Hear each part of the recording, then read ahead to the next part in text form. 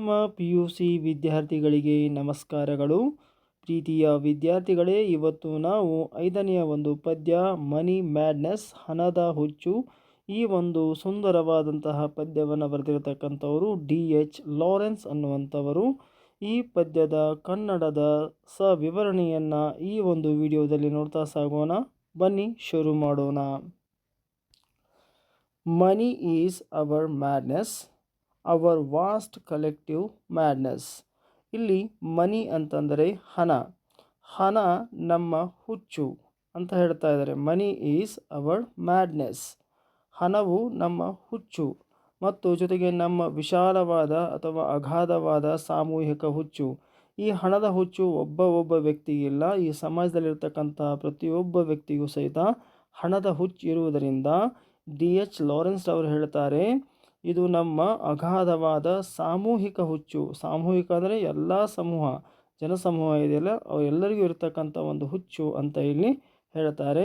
ಇಲ್ಲಿ ಮ್ಯಾಡ್ನೆಸ್ ಅಂದರೆ ಹುಚ್ಚು, ಕಲೆಕ್ಟಿವ್ ಅಂತಂದರೆ ಸಾಮೂಹಿಕ ಅನ್ನುವಂತಹ ಅರ್ಥವನ್ನು ಕೊಡುತ್ತದೆ.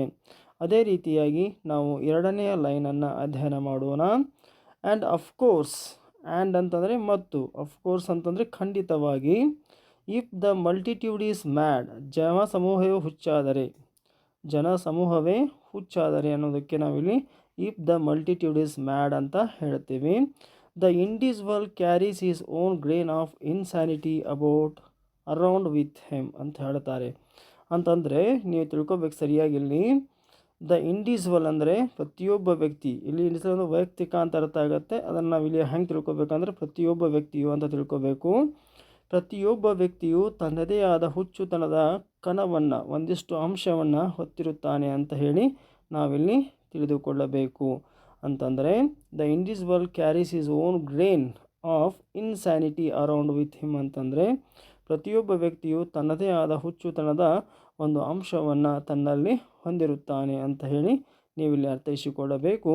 ಅದೇ ರೀತಿಯಾಗಿ ಇಲ್ಲಿ ಮಲ್ಟಿಟ್ಯೂಡ್ ಅಂದರೆ ಜನಸಮೂಹ, ಇನ್ಸ್ಯಾನಿಟಿ ಅಂದರೆ ಹುಚ್ಚುತನ, ಗ್ರೇನ್ ಅಂದರೆ ಒಂದು ಕಣ ಅನ್ನುವಂಥ ಅರ್ಥವನ್ನು ಕೊಡುತ್ತದೆ. ಇನ್ನು 3ನೇ ಲೈನ್ ನಾವಿಲ್ಲಿ ಚರ್ಚೆ ಮಾಡೋಣ ವಿದ್ಯಾರ್ಥಿಗಳೇ. I doubt if any man living hands out a pound note without a pang. ಇಲ್ಲಿ DH ಲಾರೆನ್ಸ್ ಅವರಿಗೆ ಒಂದು ಅನುಮಾನವಿದೆ. ಏನು ಅನುಮಾನ ಇದೆ ಅಂತಂದರೆ, ಯಾವುದೇ ಒಬ್ಬ ಜೀವಂತ ವ್ಯಕ್ತಿಯು ಅಥವಾ ಜೀವಂತ ಮನುಷ್ಯ ನೋವಿಲ್ಲದೆ ಒಂದು ಪೌಂಡ್ ನೋಟನ್ನು ಕೊಡುತ್ತಾನೆ ಎಂದು ನನಗೆ ಅನುಮಾನ ಇದೆ ಅಂತ ಹೇಳಿ ಇಲ್ಲಿ DH ಲಾರೆನ್ಸ್ ಅವರು ಹೇಳ್ತಾರೆ.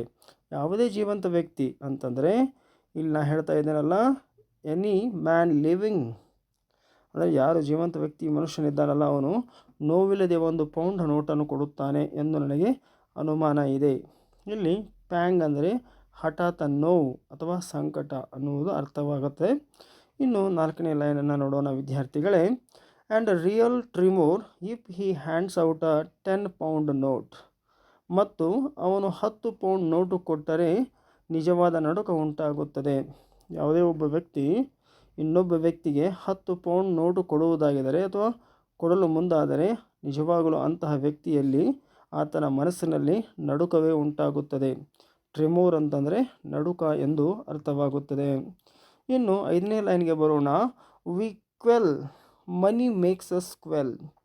ಇಲ್ಲಿ ವಿ ಕ್ವೆಲ್ ಅಂದರೆ ನಾವು ಹೆದರಿ ಕುಗ್ಗುತ್ತೇವೆ. ಹಣ ಅನ್ನುವಂಥ ವಿಚಾರ ಬಂದಾಗ ಪ್ರತಿ ಮನುಷ್ಯನು ಸಹಿತ ಏನು ಮಾಡ್ತಾನೆ, ಇಲ್ಲಿ ಹೆದರಿ ಕುಗ್ಗುತ್ತಾನೆ ಅಂತ ಹೇಳ್ತಾರೆ. ಆ್ಯಂಡ್ ಮನಿ ಮೇಕ್ಸ್ ಅಸ್ ಕ್ವೆಲ್ ಅಂತಂದರೆ ಹಣವು ನಮ್ಮನ್ನು ಹೆದರಿಸುತ್ತದೆ ಅಥವಾ ಹಣವು ನಮ್ಮನ್ನು ಕುಗ್ಗುವಂತೆ ಮಾಡುತ್ತದೆ ಎಂದು ಇಲ್ಲಿ ಅದು ಅರ್ಥವನ್ನು ಕೊಡುತ್ತದೆ.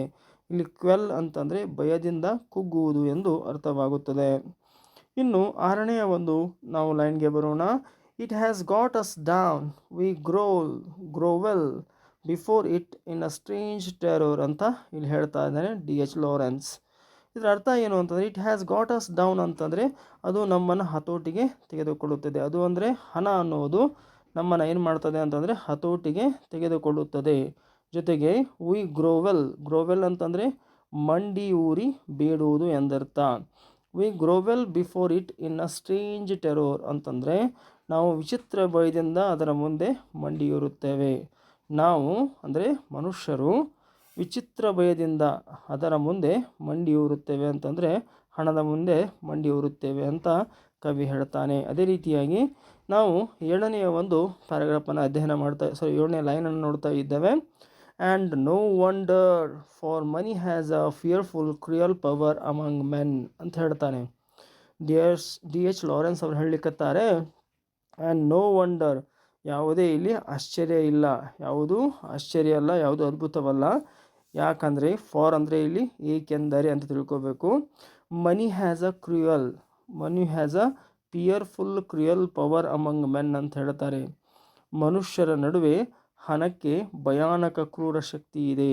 ಇದು ಮನುಷ್ಯರ ಮಧ್ಯ ಭಯವನ್ನು ಹುಟ್ಟಿಸುವಂತಹ ಭಯಾನಕತೆಯನ್ನು ಹುಟ್ಟಿಸ್ತಕ್ಕಂತಹ ಒಂದು ಕ್ರೂರ ಶಕ್ತಿ ಈ ಒಂದು ಹಣಕ್ಕಿದೆ ಅಂಥೇಳಿ 7ನೆಯ ಲೈನ್ನಲ್ಲಿ ಹೇಳ್ತಾ ಇದ್ದಾರೆ. ಅದೇ ರೀತಿಯಾಗಿ 8ನೇ ಲೈನ್ನಲ್ಲಿ ಹೇಳ್ತಾರೆ ಅವರು, but it is not money we are so terrified of.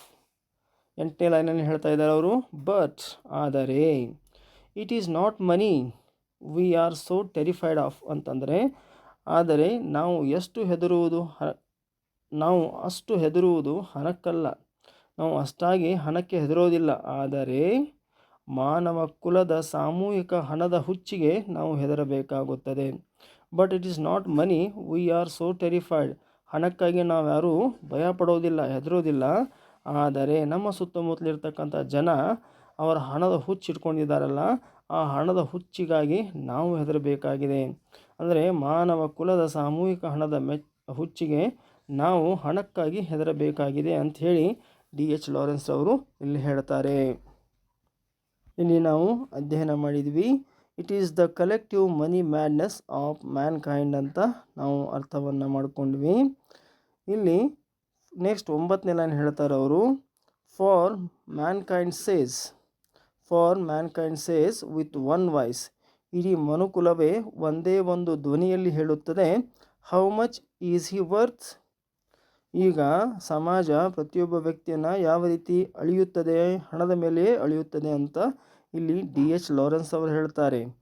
For Mankind says, for ಅಂತಂದರೆ ಏಕೆಂದರೆ, ಮ್ಯಾನ್ಕೈಂಡ್ ಅಂದರೆ ಮನುಕುಲ ಒಂದೇ ಧ್ವನಿಯಲ್ಲಿ ಹೇಳುತ್ತದೆ ಅವನ ಬೆಲೆ ಎಷ್ಟು, how much is he worth ಅಂತ ಪ್ರಶ್ನೆಯನ್ನು ಕೇಳುತ್ತದೆ.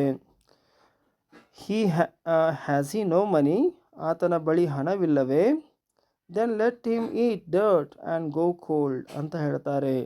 ಯಾರ ಹತ್ರ ಹಣ ಇಲ್ಲದೆ ಇರ್ತಕ್ಕಂಥ ವ್ಯಕ್ತಿಯನ್ನು ಕಂಡಾಗ ಈ ಹಣದ ಹುಚ್ಚಿರ್ತಕ್ಕಂಥ ಜನ ಹೇಳ್ತಾರೆ, ಅವನ ಬಳಿ ಹಣವಿಲ್ಲವೇ, ಹಾಗಾದರೆ ಅವನು ಮಣ್ಣು ತಿನ್ನಲಿ ಬಿಡಿ ಮತ್ತು ಚಳಿಯಲ್ಲಿ ನಡುಗಲಿ ಬಿಡಿ ಅಂತ ಹೇಳ್ತಾರೆ.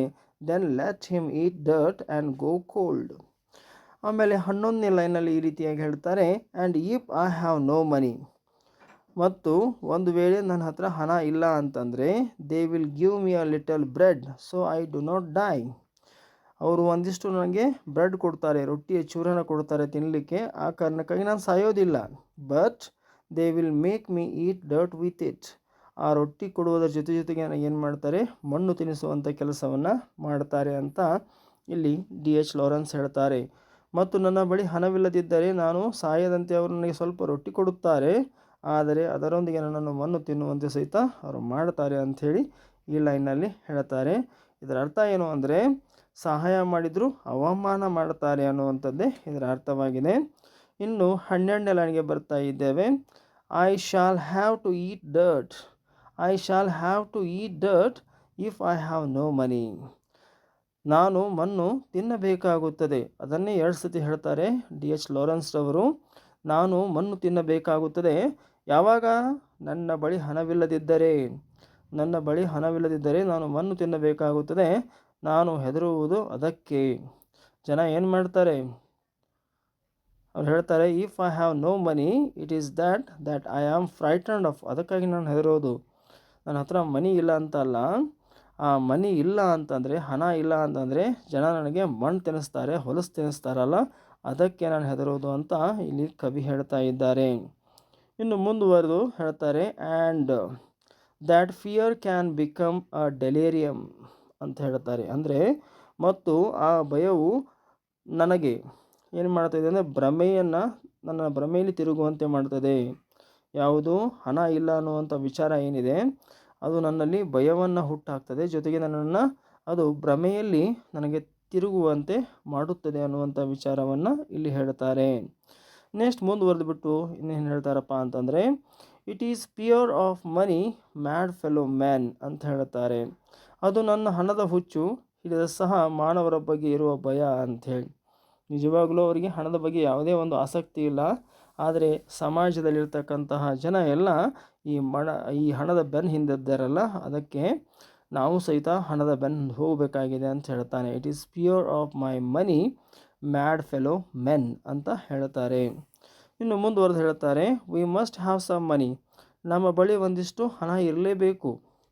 ವಿ ಮಸ್ಟ್ ಹ್ಯಾವ್ ಮನಿ ಅಂತಂದರೆ ನಾವು ಒಂದಿಷ್ಟು ಹಣವನ್ನು ಹೊಂದಿರಲೇಬೇಕು. ಯಾಕೆ ಹೊಂದಿರಬೇಕು ಅಂತಂದರೆ, to save us from eating dirt. ನಾವು ಮಣ್ಣು ತಿನ್ನುವುದರಿಂದ ಪಾರಾಗಲು ಸ್ವಲ್ಪ ಹಣವನ್ನು ಹೊಂದಿರಲೇಬೇಕಾಗಿದೆ ಅಂತ ಹೇಳ್ತಾರೆ. And this is all wrong. ಇದು D.H. ಲಾರೆನ್ಸ್ ಅವರ ಪ್ರಕಾರ ಇಲ್ಲಿಯವರೆಗೆ ಹೇಳಿರ್ತಕ್ಕಂಥ ಎಲ್ಲ ವಿಚಾರಗಳು ತಪ್ಪಾಗಿವೆ ಅಂತ ಅವರು ಇಲ್ಲಿ ಕೊನೆಗೆ ಹೇಳ್ತಾ ಇದ್ದಾರೆ. ಮತ್ತು ಇದು ಎಲ್ಲ ತಪ್ಪು, and this is all wrong ಅಂತ ಹೇಳ್ತಾ ಇದ್ದಾರೆ. ಯಾಕಂದರೆ ಅವರು ಮುಂದಿನ ಲೈನ್ನಲ್ಲಿ ಹೇಳ್ತಾರೆ, bread should be free, shelter should be free. ನಮ್ಮ ಮನುಷ್ಯನಿಗೆ ಹಣದ ಹುಚ್ಚು ಹಿಡಿಬಾರ್ದಂದರೆ ನಾವೇನು ಮಾಡಬೇಕು ಅಂತಂದರೆ, ಬ್ರೆಡ್ ಶುಡ್ ಬಿ ಫ್ರೀ ಅಂತ ಹೇಳ್ತಾರೆ. ರೊಟ್ಟಿ ಉಚಿತವಾಗಿ ಸಿಗಬೇಕು, ಆಹಾರ ಉಚಿತವಾಗಿ ದೊರೆಯಬೇಕು, ಜೊತೆಗೆ ಶೆಲ್ಟರ್ ಶುಡ್ ಬಿ ಫ್ರೀ, ಆಶ್ರಯ ಕೂಡ ಉಚಿತವಾಗಿ ದೊರೆಯಬೇಕು. ಆಶ್ರಯ ಯಾವಾಗ ಉಚಿತವಾಗಿ ಸಿಗುತ್ತೆ ಆವಾಗ ಮನುಷ್ಯ ಏನು ಮಾಡ್ತಾನೆ ಅಂತಂದರೆ ಹಣದ ಹುಚ್ಚನ್ನು ಬಿಡ್ತಾನೆ ಅಂತ ಅವರ ಒಂದು ಅಭಿಪ್ರಾಯ. ಆಮೇಲೆ ಮುಂದುವರೆದು D.H. ಲಾರೆನ್ಸ್ ಅವರು ಹೇಳ್ತಾರೆ, ಫೈರ್ ಶುಡ್ ಬಿ ಫ್ರೀ. ನಮಗೆ ಅಡಿಗೆ ಮಾಡಲು ಅಥವಾ ಚಳಿಯಲ್ಲಿ ಕಾಯಿಸಿಕೊಳ್ಳಲು ಬೇಕಾದಂಥ ಶಾಖವನ್ನು ಉಚಿತವಾಗಿ ಕೊಡುವುದಾದರೆ ಜನ ಏನು ಮಾಡ್ತಾರೆ ಅಂದರೆ ಈ ಒಂದು ಹಣದ ಹುಚ್ಚನ್ನು ಬಿಟ್ಟು ಬಿಡ್ತಾರೆ ಅಂತ ಇಲ್ಲಿ ಅವರು ಹೇಳ್ತಾರೆ. To all and anybody all over the world. ಇದು ಒಬ್ಬರಿಗೆ ಬಡವರಿಗೆ ಮಾತ್ರ ಸಿಗೋದಲ್ಲ ಅಥವಾ ಶ್ರೀಮಂತರಿಗೆ ಮಾತ್ರ ಸಿಗಬಾರ್ದು, ಪ್ರಪಂಚಾದ್ಯಂತ ಎಲ್ಲರಿಗೂ ಅಥವಾ ಯಾರಿಗಾದರೂ ಈ ಒಂದು ಸೌಲಭ್ಯ ಇಲ್ಲಿ ಸಿಗಬೇಕು. ಇಲ್ಲಿ ಆಲ್ ಆ್ಯಂಡ್ ಎವರಿಬಡಿ ರಿಪೀಟ್ ಮಾಡಿ ಯಾವುದೇ ಭೇದ ಇಲ್ಲದೆ ಎಲ್ಲ ಮನುಷ್ಯರಿಗೂ ಸಿಗಬೇಕು ಅಂತ ಒತ್ತಿ ಹೇಳಿದ್ದಾರೆ D.H. ಲಾರೆನ್ಸ್ ಅವರು. ಮುಂದೆ ಹೇಳ್ತಾರೆ ಅವರು, we must regain our sanity about money. ಹಣದ ಬಗ್ಗೆ ನಾವು ನಮ್ಮ ವಿವೇಕವನ್ನು ಮರಳಿ ಪಡೆಯಬೇಕು. ಹಣ ಎಷ್ಟು ಇಂಪಾರ್ಟೆಂಟ್ ಅನ್ನೋದನ್ನು ನಾವು ಸರಿಯಾಗಿ ವಿವೇಕದಿಂದ ಬಳಸಬೇಕು. ಇನ್ಸ್ಯಾನಿಟಿಯನ್ನು ಹೊಂದಬಾರದು, ವಿವೇಕವನ್ನು ಹಣದ ಬಗ್ಗೆ ಹೊಂದಬಾರದು. ಹಣದ ಬಗ್ಗೆ ನಾವು ವಿವೇಕವನ್ನು ಮರಳಿ ಪಡೆಯಬೇಕು ಅಂತ ಹೇಳ್ತಾರೆ. ಇಲ್ಲಿ ರೀಗೇನ್ ಅಂದರೆ ಮರಳಿ ಪಡೆಯುವುದು, ಸ್ಯಾನಿಟಿ ಅಂದರೆ ವಿವೇಕವನ್ನು ಅಥವಾ ಸ್ವಸ್ಥ ಬುದ್ಧಿಯನ್ನು ಅಂತ ಹೇಳ್ತಾರೆ. ಹಣದ ಹುಚ್ಚು ಬಿಟ್ಟು ಹಣವನ್ನು ಸರಿಯಾಗಿ ಅರ್ಥ ಮಾಡಿಕೊಳ್ಳಬೇಕು ಅನ್ನುವುದೇ ಈ ಒಂದು ಸಾಲಿನ ಅರ್ಥ. ಇನ್ನು before we start killing one another about it. ಇನ್ನು ಮನುಷ್ಯ ಏನು ಮಾಡ್ತಾನೆ, ಹಣದ ಹಿಂದೆ ಬಿದ್ದು ಅಥವಾ ಹಣದ ಹುಚ್ಚನ್ನು ಹಿಡಿಸಿಕೊಂಡು ಮನುಷ್ಯ ಏನು ಮಾಡ್ಬೋದು ಮುಂದೆ ಅಂತಂದರೆ, before we start killing one another about it. ಅದಕ್ಕಾಗಿ ನಾವು ಒಬ್ಬರನ್ನೊಬ್ಬರು ಕೊಲ್ಲಲು ಪ್ರಾರಂಭಿಸುವ ಮೊದಲು ಈ ಹಣದ ಒಂದು ಹುಚ್ಚನ್ನು ಬಿಡಬೇಕು. ಹಣದ ಆಸ್ತಿ ಜಾಸ್ತಿ ಆದಾಗ ಜಗಳ, ಯುದ್ಧ, ಕೊಲೆ ಆಗುತ್ತವೆ. ಅದಕ್ಕಿಂತ ಮೊದಲೇ ಎಚ್ಚರ ಆಗಬೇಕು ಅನ್ನೋದು D.H. ಲಾರೆನ್ಸ್ ಅವರ ಒಂದು ಮಾತು. ಇನ್ನು ಕೊನೆಯದಾಗಿರ್ತಕ್ಕಂಥ ಲೈನ್ ನೋಡ್ತಾ ಇದ್ದೇವೆ, it is one thing are the other. ಯಾವುದಾದ್ರೂ ಒಂದನ್ನು ನಾವು ಆಕ್ಸೆಪ್ಟ್ ಮಾಡ್ಕೋಬೇಕು. ಒಂದು ಹಣದ ಹುಚ್ಚದನ್ನಾದರೂ ಇರಿಸ್ಕೋಬೇಕು, ಇಲ್ಲಾಂದರೆ ಅದನ್ನು ಬಿಟ್ಟು ನಾವು ಚೆನ್ನಾಗಿ ಬಾಳಿ ಬದುಕಬೇಕು ಅಂತ ಹೇಳ್ತಾರೆ. ಅಂದರೆ ಎರಡು ಆಯ್ಕೆ ಮಾತ್ರ ಇದೆ ಇಲ್ಲಿ. ಒಂದು ಹಣದ ಹುಚ್ಚು ಬಿಟ್ಟು ವಿವೇಕದಿಂದ ಬದುಕುವುದು, ಅಥವಾ ಹಣಕ್ಕಾಗಿ ಸಾಯುವುದು ಅಥವಾ ಕೊಲ್ಲುವುದು ಅಂತ ಅವ್ರು ಹೇಳ್ತಾ ಇದ್ದಾರೆ. ಸೊ ಪ್ರೀತಿಯ ವಿದ್ಯಾರ್ಥಿಗಳೇ, ಇಲ್ಲಿಯವರೆಗೆ ನೀವು ನಿಮ್ಮ ನೆಚ್ಚಿನ ಚಾನಲ್ ಆಗಿರುವ ABG ಸ್ಪೋಕನ್ ಇಂಗ್ಲೀಷ್ ಕ್ಲಾಸಸ್ಗೆ ನೀವೇನು ಸಬ್ಸ್ಕ್ರೈಬ್ ಆಗಿಲ್ಲ ಅಂದರೆ ಈ ಕೂಡಲೇ ಸಬ್ಸ್ಕ್ರೈಬ್ ಆಗಿ. ಈ ವಿಡಿಯೋ ನಿಮಗೆ ಇಷ್ಟ ಆದರೆ ದಯವಿಟ್ಟು ಲೈಕ್ ಮಾಡಿ, ಶೇರ್ ಮಾಡಿ ಮತ್ತು ಕಮೆಂಟ್ ಮಾಡಿ ಅಂತ ಕೇಳಿಕೊಳ್ಳುತ್ತಾ ಧನ್ಯವಾದಗಳು.